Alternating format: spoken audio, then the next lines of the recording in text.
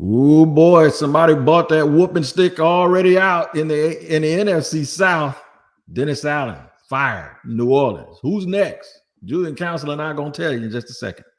The barbershop is open and Tony Wiggins has a chair for you. He's ready with some real NFL talk. The local experts of Locked On bring their expertise, and Wiggy is ready with his clippers and shears. Sit down and enjoy. The new Locked On NFL starts now. Locked On Podcast Network, your team every day.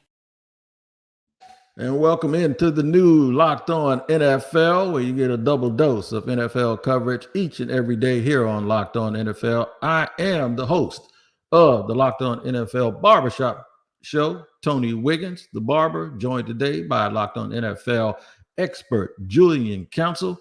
We'll get to all of these subjects in just a second. We're going to find out why Dallas loses more than a game today in the ATL, or yesterday in the ATL. The Lions are kings of the NFC. We're going to start it right at the top, though, talking about Dennis Allen being the first ball to drop, being fired as head coach of the New Orleans Saints. I have to let you know that today's show is sponsored and brought to you by FanDuel. You can start the season with a big return on FanDuel. New customers can place a $5 bet, and you'll get started with $150 in bonus bets if you win your first $5 bet. Visit FanDuel.com to get started. Julian Council, already, I was wondering who was going to be first.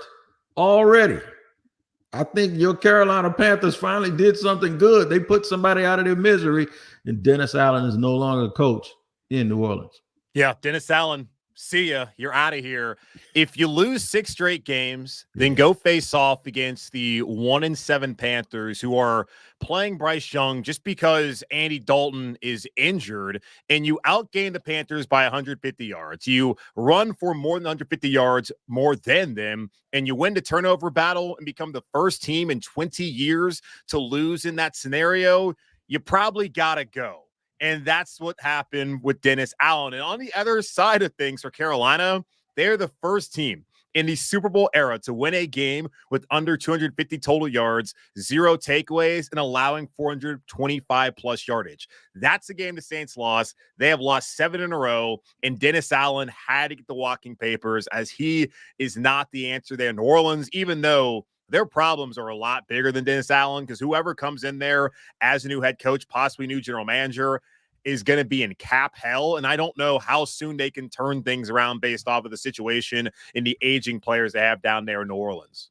I don't know how soon they can turn it around either, but listen to Ross Jackson from Locked On Saints let us know about this breaking news.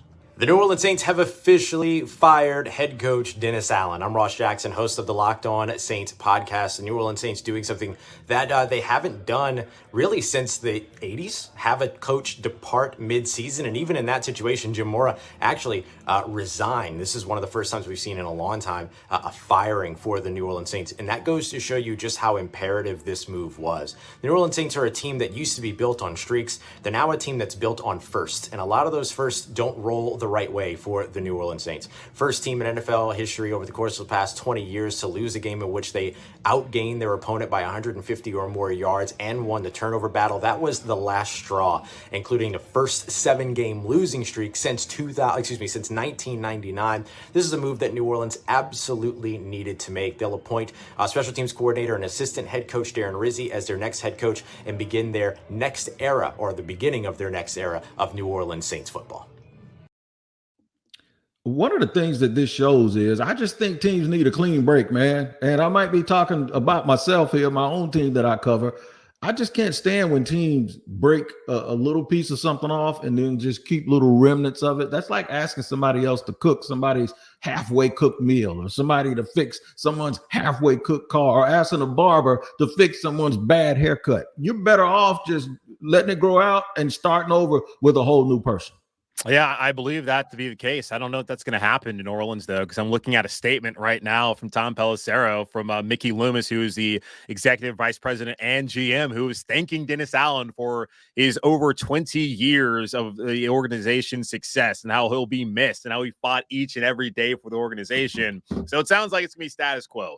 It's going to be kicking the can down the road with an aging roster and no solution at quarterback. Derek Carr, and we knew this when he went to New Orleans. Yeah. He was not going to be the answer. I don't care whether he and Dennis Allen had a relationship back in the past where Dennis Allen also didn't win games with the Raiders, which makes it insane to even got this opportunity after Sean Payton, by the way, quit on the team. Spencer Rattler's not the answer for them. Jake Hayner's not the answer. New Orleans is in cap hell, has no quarterback, and they're going to keep the same GM who keeps putting him in a situation where they have no flexibility every single offseason. So best of luck with all of that, Ross Jackson, all the Saints fans down there in NOLA. I won't make them feel good. I think they're tanking for Arch Manning. You know, it'd be perfect now. It'd be perfect now. They may have to wait a couple years, though, because think about this, though. Think about it. A lot of times now we talk about, like, dudes like Anthony Richardson didn't get a lot of experience in college. You want to have quarterbacks with a lot of experience in college. Arch is not going to be a starter until 2025. Yeah, they might be waiting to 2026. That's and even with that, you're saying that's not enough, maybe. Right. Are the Mannings going to let him leave after 1 year? He's probably at least going to be a starter at Texas in 25 and 26. So we're waiting until 2027 for New Orleans. And that might be the best plan. Just tank, get this cap situation figured out, and bring your boy back home. And bring him on back home to the boot, man. I'm telling you, but they need something because it reminds me a little bit of the team I grew up watching, and that's Washington. And we're going to talk about them later, how it's almost as if they're living on, the Saints are still living on the glory years of Drew Brees, the late, great Will Smith, you know, that whole Sean Payton thing. They're still, in my opinion, holding on to that. And I understand the post-Katrina, the reaction to Jerry Porter winning the Super Bowl and winning me a whole bunch of money on a parlay and all of that stuff. I get it, man. And I understand what it means. But it's like Washington, they held on to the Joe Gibbs stuff for a long time. And they didn't let that go for 20 some odd years. And when you have success, Julian, sometimes you have a tendency to do that. But it doesn't win you any games in the won and lost column. You can have that as a part of your history, but at some point you got to cut bait and basically try to recreate it. I think the Dallas Cowboys have been trying to create the Cowboys of the 90s. It just does not happen. You have to figure out a new way to win and a new way to start over. And guess what? Mickey Loomis, all of them, Dennis Allen, everybody, they got a lot of time now to figure out some newness. Who's next? I think it's going to be Doug Peterson. But, you know. Well, it has to be at this point. Because I'm looking at it. I mean, it would be Doug Peterson, maybe Kevin Stefanski, even though they just went to the playoffs last year. And it's not like his fault that Deshaun Watson is as bad as he's been. Like that looks, who knows? Maybe the Raiders, are they gonna be a one and done with Antonio Gibson? They fired two coordinators today, too. Not Gibson, but Antonio Pierce. Yeah. Pierce, but check this out. They fired they fired Getsy. They fired the offensive coordinator and their quarterback coach today. We didn't even talk about that because we kind of expected it, right? But it's like after one season. Speaking of them, we're gonna get to them in a minute. I got some things to too. You know who it might be? It might be Eberflus. We'll get to that shortly. The Lions right now are kings of not only the North, they're the kings of the whole NFC. We're going to talk about that and more here as we keep moving along with Julian Council today on the Monday edition of Locked On NFL. Today's show is brought to you and sponsored by Robinhood.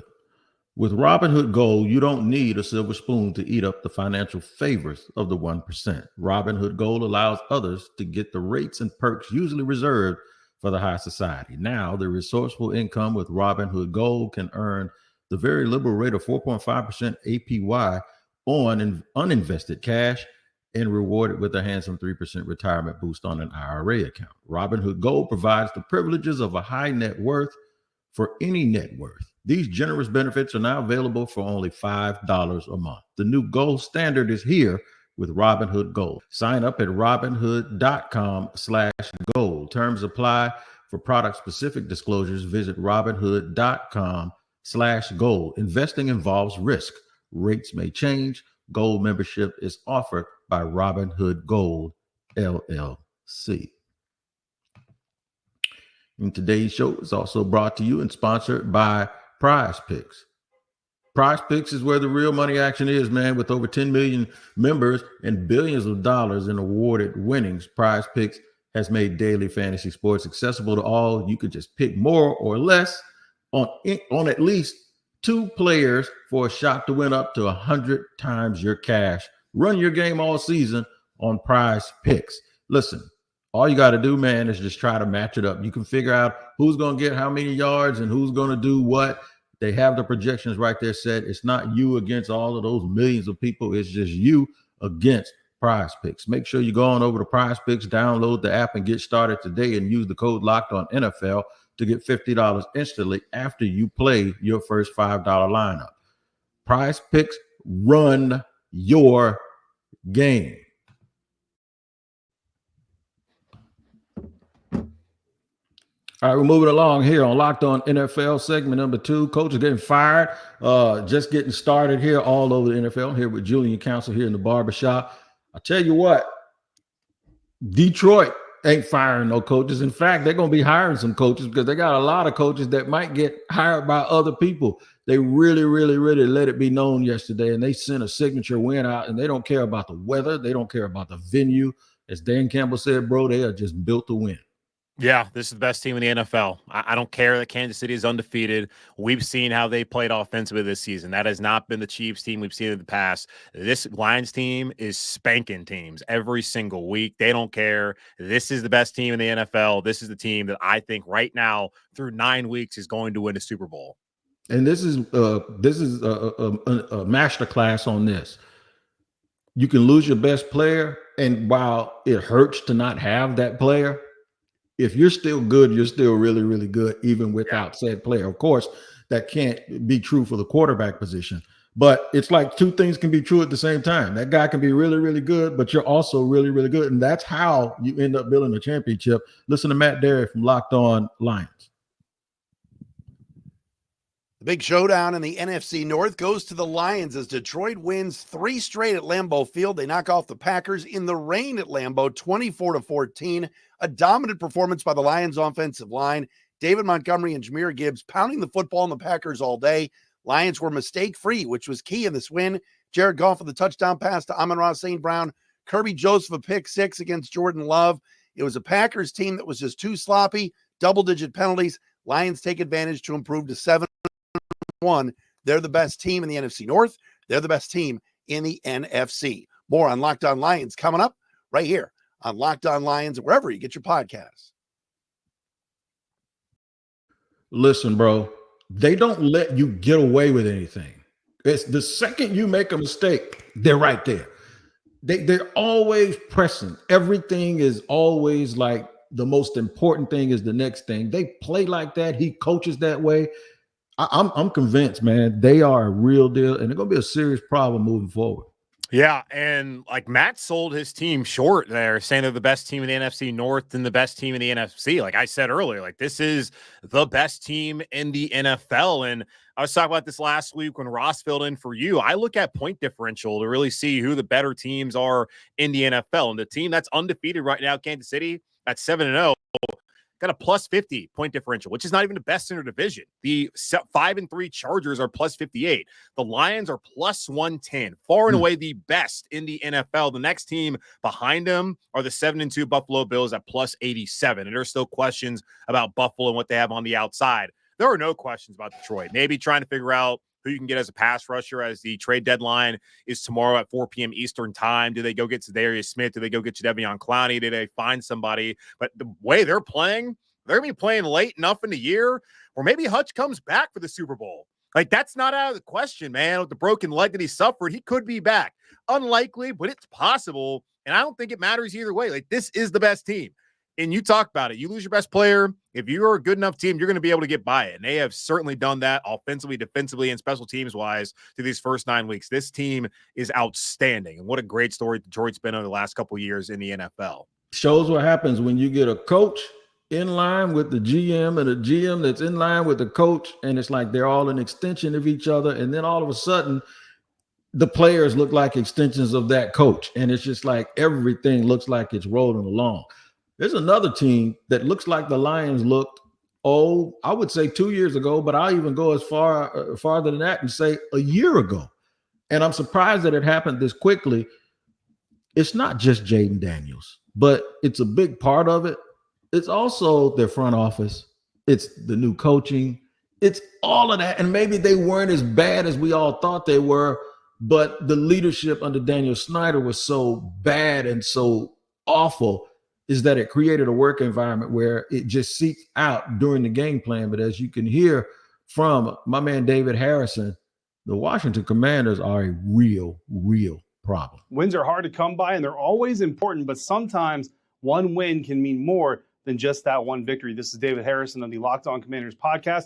And for the Washington Commanders to come into MetLife Stadium and get a 27-22 win over the New York Giants means great things in the win-loss column. It means no matter what happens in the division, they will still hold on to their lead in the division. But it also means just more evidence that this Washington Commanders franchise is turning a corner, turning a page, more importantly, onto better and brighter days. Getting a win in MetLife Stadium, which is a place that this team has struggled to get wins in, sweeping the New York Giants for the first time in a while, but also being the first team to have a rookie quarterback sweep the New York Giants in 50 years for the Washington Commanders, who roll to a 7-2 record on the year. For more on this game, this win, and everything Washington Commanders, check out the Locked On Commanders podcast, part of the Locked On Podcast Network, your team every day. A lot of things I didn't see coming on my bingo card. This is one of them. I did not expect them to have that record. No, not at all. And here's the thing, too. The Giants are cheeks, so the Commanders took care of business. And, that's what good teams do is they go out there and they sweep bad teams, whether it's at home, on the road. They got it done. And I go back to point differential, plus 74. This is the second best team to me right now in the NFC. They should win that division. Philadelphia, I was gross on Sunday against the Jags. I don't know how really to feel about them, but I feel pretty confident about what Dan Quinn's building there. And let's remember, before the Falcons blew that 28-3 lead, things were going great in Atlanta. And I don't think they ever got past that. Defensively, things broke down for that team where it made sense to make that change from Dan Quinn, who was a defensive guy. But overall, he did a good job. And he was beloved there in Dallas as well. And we've seen how that's falling apart without Dan Quinn. Jerry's sitting there wondering, man, maybe I should just fire Mike McCarthy and had Dan Quinn be my head coach, and we wouldn't be in this situation that we're in right now. Unfortunately, he's playing for your arch rival. He's coaching for your arch rival up there in Washington. He's got a quarterback. And I don't think anyone right now is questioning Jaden Daniels. It's very early in his career. I'm sure eventually maybe if he has a Dak-like career moving forward, they'll question him in DC, but they really shouldn't, since they haven't had nobody in 20-something years. That's what's special about this. My dad grew up a Redskins fan. I go, of course, now the Commanders, yada, yada, yada, but he sat there, watched it for years, how bad they are. And to see that team finally turn things around, give that city some hope, first time really since RG3, and fingers crossed, he stays healthy. It's been fun to watch, and that team they're dangerous. It's been so long since they've been good. Twitter and Instagram wasn't even popping. So now I'm hearing from all these dudes I grew up with on Facebook. Wig, you see my team? You see? Yeah, I used to root for them too, man, just like your pops. It's been that long that I think the last time they were bragging, it must have been on MySpace, because they ain't got no bragging history on Instagram or Twitter. I tell you that. I tell you this though, they do have a rival, and there's nothing better than winning, your own team winning. Something's almost as good, and that is your arch rival losing. We'll discuss the Dallas Cowboys and that mess they have down in Big D in just a second here on Locked On NFL. Today's show is brought to you and sponsored by Hillsdale College. Man, it's never too late for you to get your knowledge on. Time is our most precious commodity, so don't waste it scrolling through the same mind-numbing content for hours and hours. How can you spend it wisely to improve yourself? History, economics, the great works of literature, the meaning of the U.S. Constitution. I know you might have studied these things in high school and didn't pay attention, but it's never too late. Our sponsor, Hillsdale College, is offering more than 40 free, that's right, free online courses, including Constitution 101, the meaning of the history of the Constitution. I think that's appropriate right now. Even an introduction to free market economics, All of these things can be used by everyone. I'm telling you right now, man, I am so interested in that. All of those things. And brand new documentary style course on Marxism, socialism, and communism. All of Hillsdale's courses are self-paced so that you can start whenever and tune in whenever. Plus, you can go deeper with readings, quizzes, discussions, or just enjoy the lectures. Go right now to hillsdale.edu/locked-on to enroll. There's no cost, and it's easy to get started. That's hillsdale.edu/locked-on to register. HILLSDALE.edu/locked-on. And today's show is also sponsored and brought to you by FanDuel, our friends over at FanDuel. They're the absolute truth, man, because they're America's #1 sports book. Because right now, new customers can bet $5, just $5, and get $150 in bonus bets if you win. The FanDuel Sportsbook app gives you everything you need to place live bets on the NFL all in one place. So when you get a hunch in the middle of the game, you can check out the latest stats, view live play-by-play, and so much more on the same page where you place your bets. No longer all of that flipping and refreshing. Just visit FanDuel.com to join today. You'll get started with $150 in bonus bets if you win your first $5 bet. That's FanDuel.com. Never waste a hunch. Make every moment more with FanDuel, an official sportsbook partner of the NFL.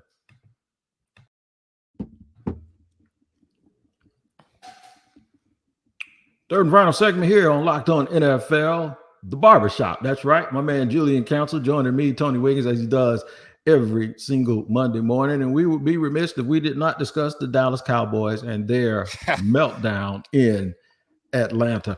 It cost them. I don't ever laugh at people when people get hurt. Cost them a little bit more. Looks like Dak Prescott has an issue with his hamstring now. But this whole season for the Dallas Cowboys has been, in my opinion, no pun intended, been hamstrung on the weaknesses of the Dallas Cowboys to actually move forward with their organization. And they're not going to realize that the problem is Jerry Jones until they realize the problem is Jerry Jones. Well, they can't do anything about that problem because the problem owns the team and will remain the problem as long as he is living and breathing, which I'm not asking for any ill things to happen to Jerry Jones. I don't think any Cowboy fans are either. But they would love for Jerry to realize that maybe he should calm down a little bit and not have all his hands over this whole organization and stop being so desperate for a Super Bowl, because your desperation is not helping you. It is not. Listen to Landon McCool, who always delivers along with Marcus Mosier. But this is McCool here on Locked On Cowboys. The Cowboys lose more than just the game in Atlanta. Hi, I'm Landon McCool with the Locked On Cowboys podcast, and there's even more losing, even more injuries, which has ultimately been a microcosm for the Cowboys' 2024 season as the Cowboys lose to the Atlanta Falcons 27-21 in what ended up being a valiant attempt to try to come back into this game. Ultimately, injuries, ineptitude, both as play executioners and play callers, doomed the Dallas Cowboys, much like it has for much of the 2024 season. And now on top of that, you've got an injury to CeeDee Lamb, an injury to Dak Prescott, as this team continually doesn't seem to get healthier. They only seem to get more injured. Despite getting some positive news from Trayvon Diggs pregame to having him play, and getting some positive results from Rico Dowdle in the run game, the Cowboys season has fallen off into the abyss. For more on this, check us out on the Locked On Cowboys podcast. When you hear the word abyss, you know it's serious, Julian. It is. The abyss is like the bottom. There's no way out of this for the Dallas Cowboys. Yeah, not this season. It's not going to be their year. And you think about all the headlines. Dak Prescott wanted to get his new deal done. CeeDee Lamb wanted a new deal, going out there and signing these old-ass running backs like it's 2015. You got Trevon Diggs coming back and yelling at TV reporters after looking at Twitter. Like, that's the first thing you're concerned about is what somebody said about you on Twitter. Like, they got problems, man. And these problems aren't going to be solved this season. They'll go back to the drawing board as of this year. I'm sure they'll probably make some good moves. And because Dallas is typically not always terrible, like they usually bounce back after a rough year. Like, I expect they'll be back next year. I just wonder who's going to be the head coach. And I'm sure that Jerry's going to be wanting to spend a lot of money for a man up there named Ben Johnson in Detroit. And we'll see if this time around he wants to take that job. we'll see. I think they'll bounce back next year, but looking at this season, it's over for Dallas, and they got to reevaluate everything, including who makes the calls at the end of the day for acquisitions and hiring coaches. I wouldn't be surprised. They would get a ransom right now for Michael Parsons. They sometimes, I know you don't get rid of young players, but you want a way to turn this thing around really quickly. Of course, you got to use the draft picks and take the people that you're supposed to get, and you got to get the staff and the coach. They get 3 first-round picks easily right now, in my opinion, for Michael Parsons. I think they would. You know, that's interesting because I think about this too. Like, you don't want to move off from a quarterback like Dak Prescott because it's so hard to find someone who's going to be equally as good or better than him. And that's kind of the situation, like Kirk Cousins sticking around all these places all these years. Are you going to upgrade Dallas with Dak, like I'm mentioning right now? But you think about it, if they moved off of Dak, we're able to get some draft picks for him. You know, Deion's been talking about he's not going to let his son go play for certain organizations. I think Deion would let him go play for Jerry down there in Dallas. And I think Shador, with that branding, his name recognition, playing in Big D with that star. Look at that. See, look at you, man. Look at you starting stuff. See, I was sitting there thinking about Travis Hunter wearing 21 in Dallas. That's what I was thinking about. But that won't solve their problems, though. That'll be more of the same thing. They already got Diggs. They don't need Travis. I mean, they could use Travis Hunter. But everybody use Travis Hunter, right? Yeah, look at us with conspiracy theories today about coaches trying to. We use tank. I never talk about tanking, but boy, I'm gonna tell you, when you get to this time of the NFL season, it'll sure enough show you that. I'm gonna go real quickly over this. I said this. I'm gonna hit this real quick because I promised I'd do it. We got to talk about the Bears and their offense. We're talking about Caleb. We're talking about people starting over. We're talking about coaches getting fired. Listen to what my man Lauren Cox has to say about that debacle yesterday. After, I think, you know what? The Hail Mary broke him. I think the Hail Mary just broke him. Listen to this. This is the worst things have felt around the Chicago Bears this season. It doesn't mean all hope is lost just yet, but Matt Eberflus needs to find some answers quickly, and the injury situation isn't helping. We've known that the offense has been a problem. This was the first game where the defense really contributed its fair share to the problem. And yet, even so, you still come away with this game seeing 9 points on offense. And yes, that's been a recurring issue, and yet you're never going to win a game scoring 9 points. You know, you might win a game giving up 29, but it's sure a lot harder to win a game only scoring 9 points. Not scoring an offensive touchdown is a major, major red flag, and it's been a question mark all season. Listen, man, they went from a high. I saw when they scored against Washington, how the whole team they were dapping each other up like, yeah, we came through it. They knew they played like crap, but they scored 2 touchdowns at the end of the game and they won. And then the most unserious thing happens. Julian, to call it unserious is like, it's like, dude, it's life or death and you over there playing around. What are you doing? And Tyreek Stevenson, this stuff lingers. Man, I think they came out yesterday. They haven't gotten over it, man. They're like, man, we ain't serious. And I just think it's so hard to repackage that stuff and start over again. My man went on Twitter afterwards, apologized, and said, notes taken. Notes taken? Like, you need to take notes to know that you can't be doing that in a game. Courtney Cronin of ESPN, who covers the Bears, he did report that a lot of the players have wanted accountability from the coaching staff, not just Tyreek Stevenson. Like, they actually, it's not like they're giving him a pass, but they understand, like, he's got to play. And he played yesterday, and he actually played a solid game. He's one of the guys who can help them getting out of this. But there's obviously not respect for Matt Eberflus there in Chicago when they're saying that a guy who literally is not in the play the entire time until the end, whose assignment was Noah Brown. When they're saying they're giving him more of a pass in the coaching staff, you clearly got problems. But offensively, man, they weren't good even when they were winning some of these games in the middle of the season. Like, the Rams were banged up when they went out there and beat them, and they only scored 24 points. The Panthers are the Panthers. The Jags, well, you understand that situation too. So when they were starting to turn things around, it wasn't like they were beating the who's who of the NFL. Now, LA's gotten healthier. They won 3 straight. Things are different. That's not the Rams team they played back in week 4. completely different team. So when they were doing all this, it kind of was fool's gold. And you didn't get it done against the Washington Commanders defense that really hasn't been great this season. Last year, the Cardinals, look at you, Arizona, first place in the NFC West. Who saw that one coming? But they like this Chicago Bears team kind of feels fraudulent. Yeah, they do, man. And it almost feels like, and I love the GM Ryan Poles. I really like the assistant GM Ian Cunningham. I hope people in Jacksonville hear me about that. Or I really like him too, because they've done it the right way. I just really think, though, from a coaching perspective, that's where the little bit of a disconnect is. And they also did something where we thought their offense was going to be very good because of DJ Moore and because of the addition of Keenan Allen, that they were making it easier on their quarterback.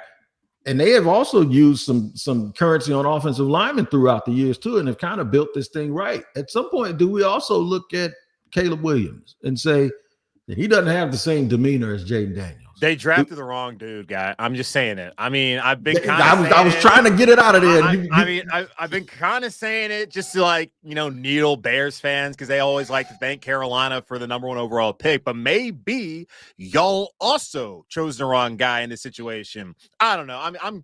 I'm really joking, honestly. I still think Caleb Williams can be good, but I love Jaden Daniels way back in 2019 when he was upsetting a top 5 Oregon team led by Justin Herbert.